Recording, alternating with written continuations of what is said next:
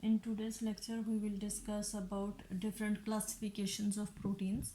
In previous lectures, we have discussed about the general characteristics of proteins and as well as structure of the proteins, and we have discussed that on the basis of structure we can also classify the proteins into primary proteins, into secondary proteins, into tertiary and quaternary proteins. But there are certain other bases on which we can also classify the proteins. In today's lecture we will discuss about those bases, and while about the classification of proteins or structure of proteins, I will give a link in the description box. And now we will discuss about the different bases for the classification of proteins. First base on which you can classify proteins are on the basis of shape, and second base on which you can classify proteins is on the basis of composition and solubility.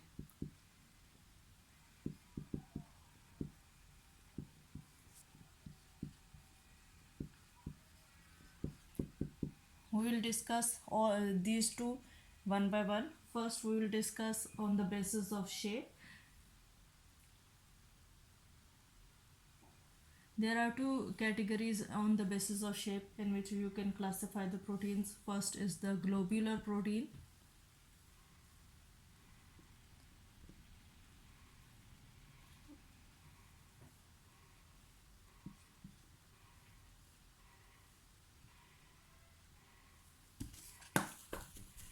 First base is the globular protein, and second base is the fibrous protein. These two are the classifications of the proteins on the basis of shapes. Globular, as the name indicates, these are the proteins that are compactly folded and coiled. These are compactly folded,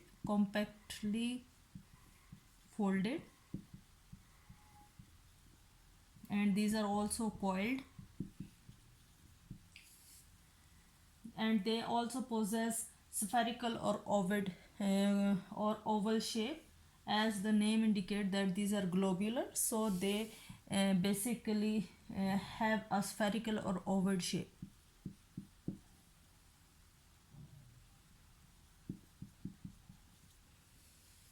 Spherical or oval shape.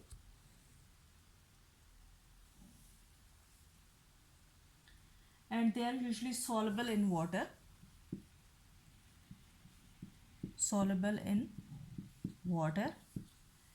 And also in aqueous media, and examples are insulin,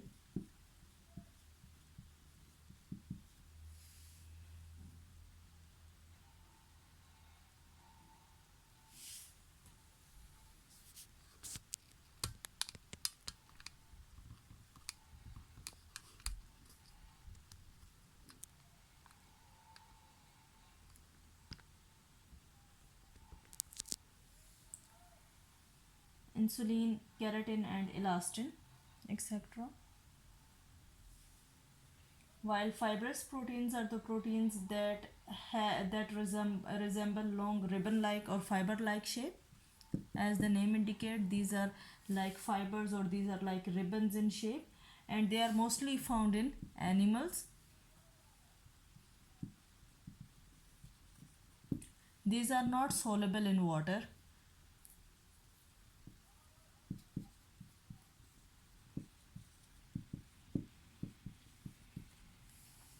And these proteins are basically aid in protection and structural support, and that's why some examples of these proteins are collagen and elastin, etc. Collagen and elastin are its examples.